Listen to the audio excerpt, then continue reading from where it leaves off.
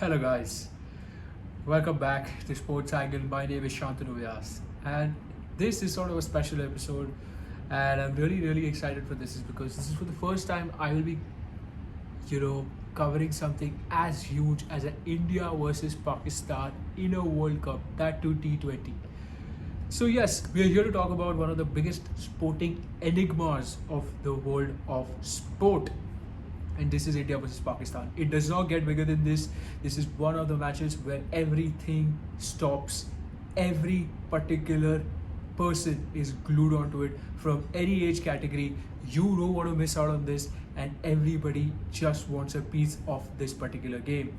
Now, obviously, no one is a stranger to the fact that the history involved into this fixture and the rivalry is really intense.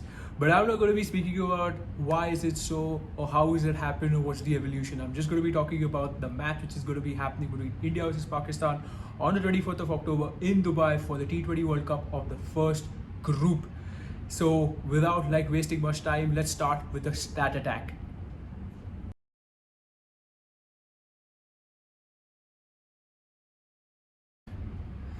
Now, not many people like to be, talking about statistics in a huge game like this, such as in India versus Pakistan.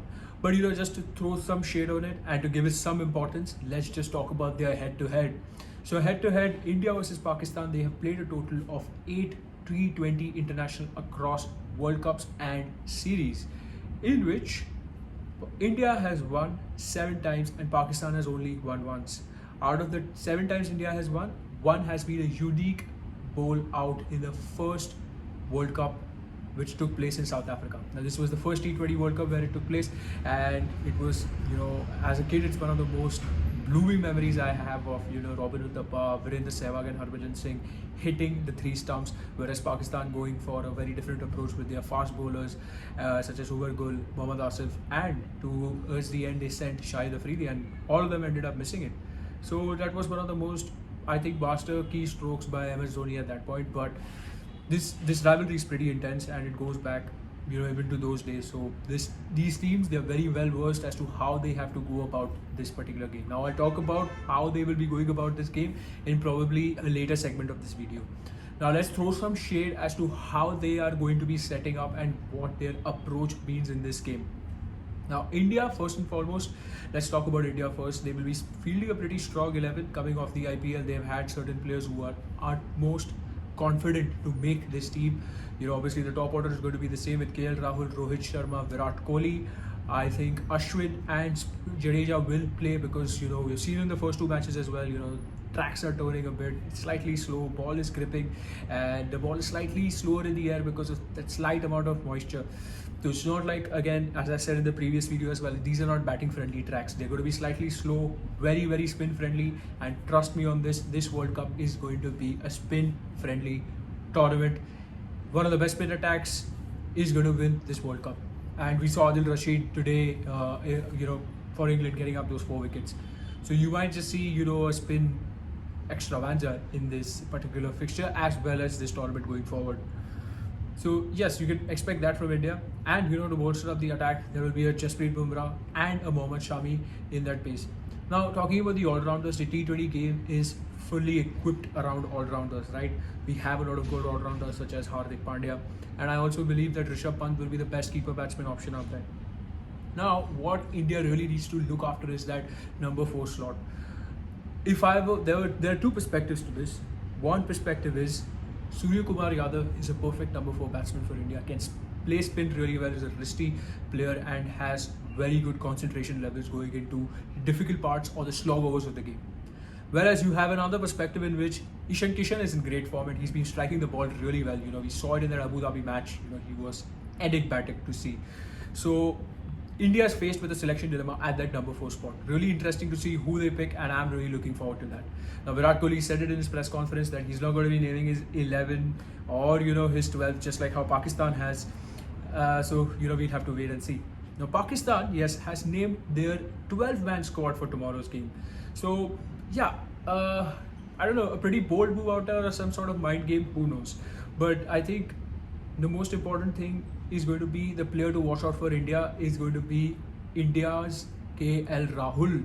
KL Rahul has been in super form, sublime form. He's building everything. He's hitting around the park. The last innings he had for Kings 11 Punjab in the Dubai Stadium itself was a superb one, and every commentator was just lucky to be there, and they said that themselves on their particular record, that they were really, really lucky to be there, and it was a stellar show.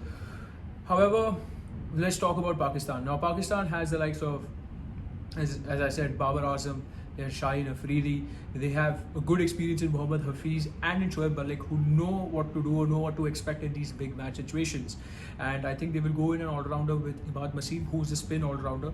And I also expect to see Hassan Ali to add some pace into that attack with good amount of experience. He also has been playing India now for quite some time in these kind of pressure situations. So it will be really intriguing to see as to how Pakistan approach this game. And there's a lot of revamp which has happened in the structure of cricket for Pakistan. With Ramiz Raja coming in as the new PCB chief, a lot of their now cricket happening at home. They have been slightly very well equipped with the nose house of the game.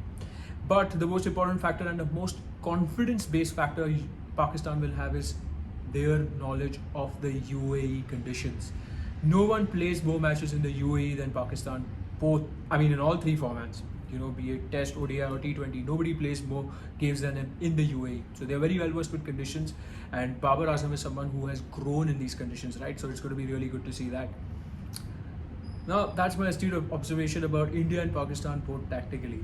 Now, this is a World Cup game. Now, let's talk about this, let's just put the numbers and the players and all of that, and just, let's just talk about this game.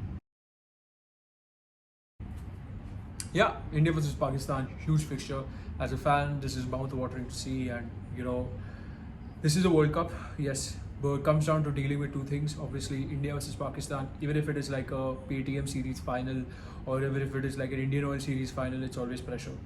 My first memories of this kind of a fixture was way back in 2003 when the TVS Cup happened and India went to Pakistan after 14 years, and India won an ODI series from 2-0. They were 2-1 down and they won the series 3-2, and that was something really exciting to see as a kid. And now making a video about this is also really something intriguing and something very good. But the most important factor which is going to be coming into this game is not being irrational. You have to be keeping emotions aside, treating this just as a normal game, and that's what they have to do. Now, my only question is, Virat Kohli knows how to do that. He did that in the 2019 World Cup, and he executed his tactics and he executed his game plan efficiently well. Now, given that this is Babar Azam's first India versus Pakistan game, how is he going to handle emotions? That's going to be key. Second, how is he going to be rotating his bowlers and thinking in pressure situations within the game, because there are going to be pressure situations within the game where he is not going to be in the most favorable moments he wants to be. So how is he going to think there? So good test for Babar Azam, and both teams will be relieved that this particular game comes first in the tournament and not at a crunch time where both teams probably need a win, because that just adds to the pressure, because that's not like the ecosystem pressure. That's more to do with like the game pressure, and that can restrict a lot of thought processes, and the creative juices won't flow. Now, really excited to see this game. I wouldn't say make predictions or something like that, because I know how your predictions are going to be, but yeah, let's just enjoy this game. Enjoy this game safely. I time and again say that this is a great game, and enjoy the crux of the game, enjoy the rivalries, and at the end of the day, it's all about respect and enjoying responsibly. So I would plead you to please like, share and subscribe, and see you again in a video like this.